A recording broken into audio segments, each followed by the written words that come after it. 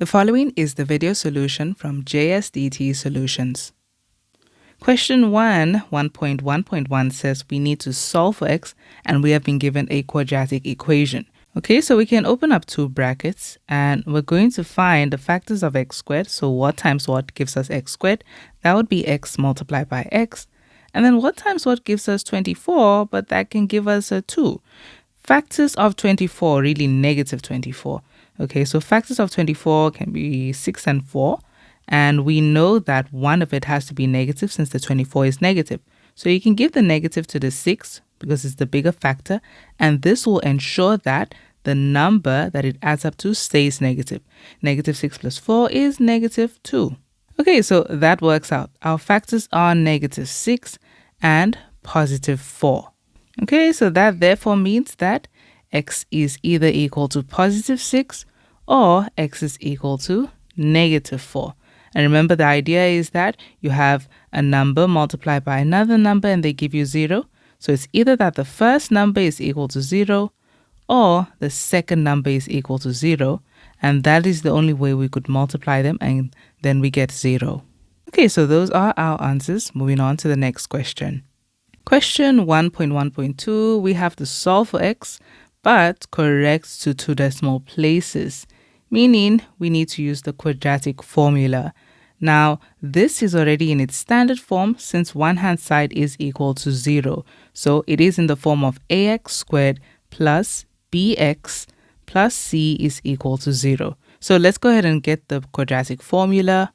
And from this, we can see now we can just substitute the values. So we have negative b, and the b value is negative 3, so that's minus 3, plus minus the square root of, and b squared, that's negative 3 all squared, minus 4, and then a is 2, and c is negative 3 as well. So negative 3 all over 2a. So 2 multiplied by 2. And let's find our answers.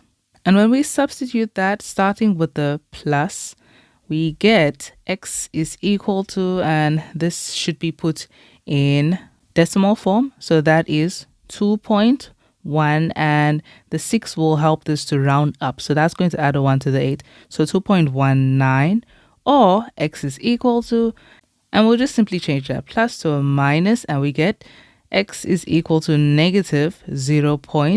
And that is also going to round up, making that a 9. So negative 0.69. And those are our answers. Question 1.1.3 says we need to solve for x in this inequality. Okay, so this is a quadratic inequality, so we're going to have to ensure that one hand side is equal to 0. So let's transpose that, negative 4. And so we'll have x squared plus 5x, and then that becomes a plus 4 is less than or equal to 0. Okay, and then we can factorize this. Open up two brackets, and we are saying x times x gives us x squared. And now we need the factors of 4, and we don't have to overthink this since everything is positive. So factors of 4 that would give us 5 would be 1 and 4. 1 plus 4 gives us 5. So that's positive 4 and positive 1. And so our critical values, this is like solving for x. If we were solving for x in this equation, x plus 4 equals 0, then x would be equal to negative 4. And in this equation, that would be x is equal to negative 1. So these are our critical values. Okay, so to solve for x, what we can do is draw our parabola. Okay, the parabola that it forms. This will form a concave parabola since the value of a is 1. It's a value greater than 0. So our parabola looks like that. And there's the x-axis. So we can put down the critical values. That's going to be negative 4. The smaller one is on the left, and negative 1, the larger one, is on the right. Now, the inequality specifically says that this needs to be less than or equal to 0, meaning when you substitute any x value, it needs to give you a value less than or equal to 0.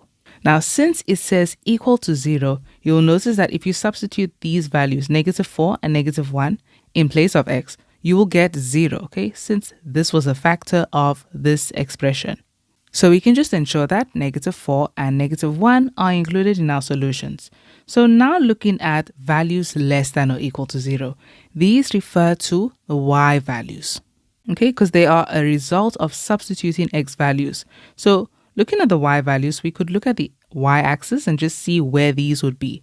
Y values less than 0 lie over here.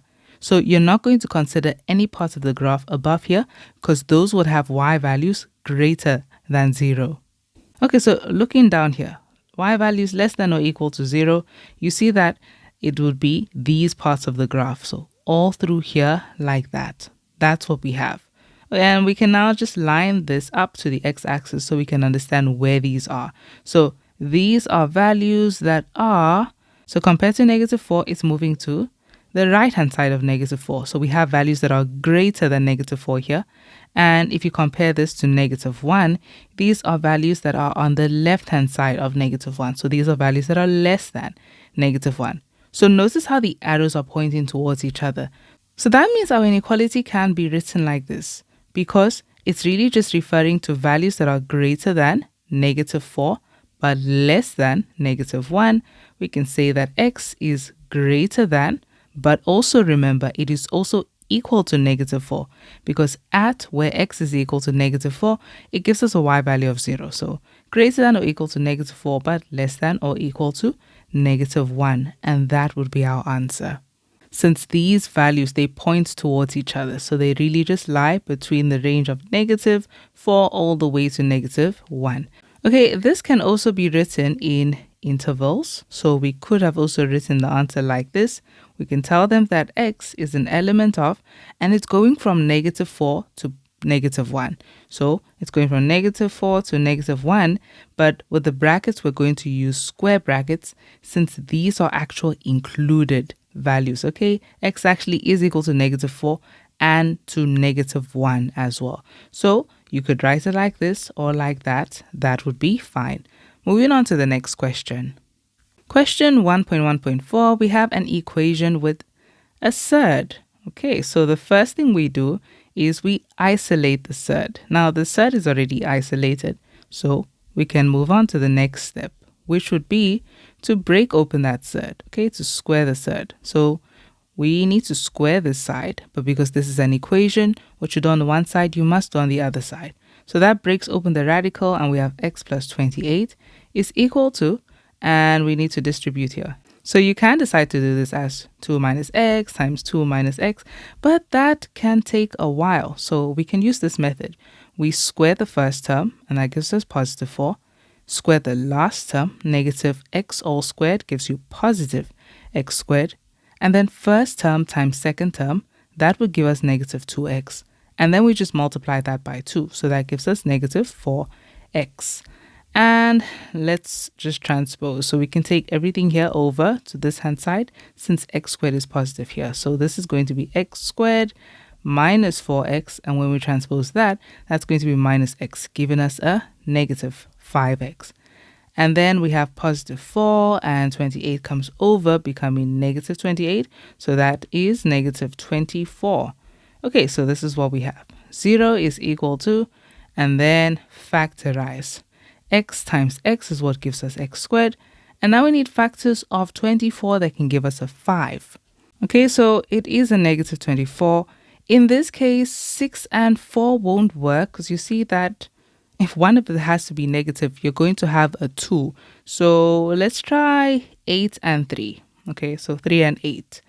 So here we can give the negative to the 8 so that the answer remains negative. So negative 8 plus 3 gives you negative 5. There we go. So this is going to be minus 8 and plus 3. Okay, so now we can solve for x. So it means that x is either equal to positive 8 or x is equal to negative 3.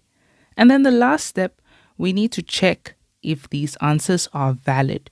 It is an equation with a surd. So at this point, we deliberately squared both hand sides. This can tamper with your answer. So you need to check if the solutions are valid. Okay, so we're simply checking if the left-hand side is equal to the right-hand side, just so that we can see what we're doing. You can just rewrite this equation. Okay, and in place of x, we're just going to substitute this x value so that we can check if the left and the right hand side balance. Okay, so 2 minus this 8, we can see that that's going to give us a negative 6. So let's substitute. If negative 6 does not come out here, then you know that it's not a solution. So as you can see, that gives you a positive 6. Those are not the same thing. Positive 6 and negative 6 are not the same. So x is not equal to 8.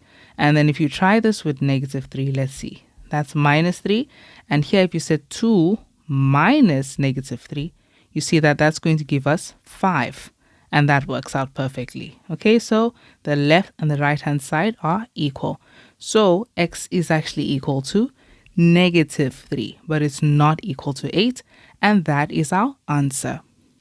Question 1.2, we have been given a simultaneous equation and we need to solve for x and y.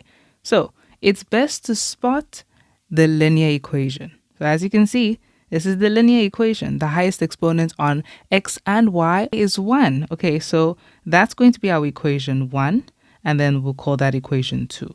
So we can use equation 1 to form equation 3. We just need something to substitute into there. Okay, so here we can make x the subject by leaving it on its own. And then the 2y is still on the left-hand side. And we can transpose the 3, so that becomes a minus 3. Okay, so x is equal to 2y minus 3. And this is equation number 3. And now, to finally solve, we're going to substitute equation number 3 into equation number 2. Always the equation that you didn't use yet. Okay, so this is going to be, wherever you see x, we're going to replace it with 2y minus 3. So that is 2x, but you see there's a y after. So it's best to write the y next to the 2, and then we apply that x. So that is now 2y minus 3. And then plus 7 is equal to, and there's an x again. So that's going to be 2y minus 3 all squared. And then plus 4y squared. Okay, so this is, and when we distribute, this is 4y squared, and then minus 6y, and plus 7 is equal to, okay, and this is squared, so let's distribute. We're going to say the first term squared, which is 4y squared. This is a 7. And then the last term squared, which is positive 9. Then first term times second term, that gives us a negative 6y, and then we multiply that by 2 to get negative 12y and plus 4y squared. Okay, so we're just putting like terms together. Notice how we have 4y squared and 4y squared. They'll cancel on both hand sides, so you might as well just cancel it out already, because if you took it over, you see it's going to say minus 4y squared, so it's gone. So all we have here is on the right hand side, we have 4y squared, and then we have minus 12y, and we can transpose this negative 6y to become positive 6y, and they add up to negative 6y, and then the constant. So that's a positive 9 here, and transpose the 7. Now that becomes positive 2. Okay, so this is what we have. And we have a common factor of 2. So let's go ahead and just divide both hand sides of this equation by 2. And therefore, I'll just write it on this side. So that divides and becomes 2y squared. That is negative 3y. And plus 1 is equal to 0. Okay, so we have this that we have to factorize. Here is another method we can use. So this is the factor method. Okay, so to factorize this, we can take the first term and the last term and we multiply them together. So that's going to be 2y squared times 1, which is just 2y squared.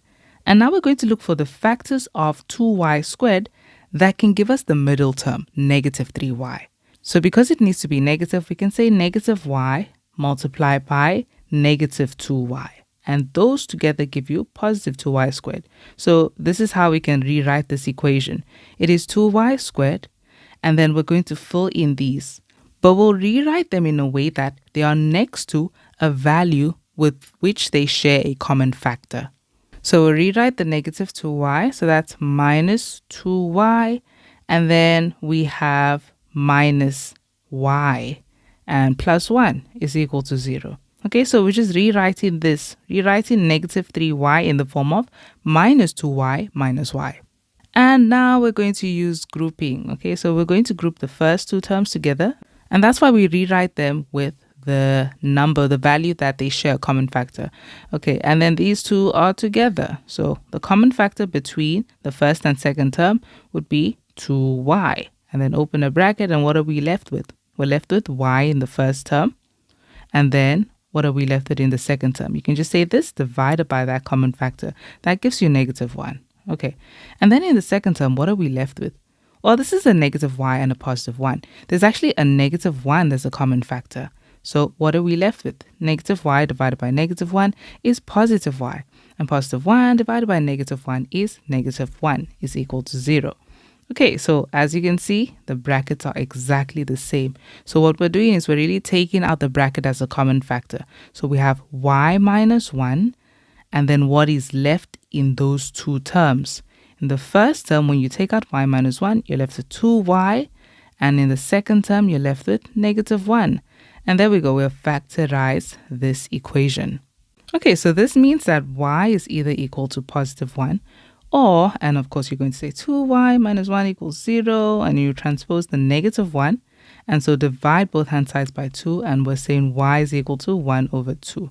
Okay, so we have our two solutions for y, and now we just need to solve for x.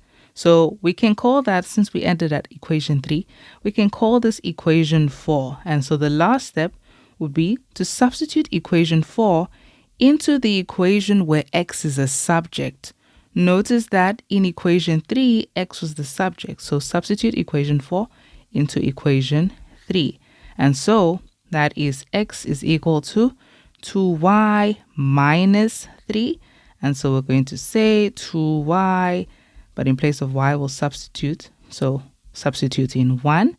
And 2 minus 3 is negative 1. So x equals negative 1 here. Or x is equal to 2y again. And here, y is a half and minus 3. Okay, 2 times a half is 1. So 1 minus 3 is negative 2.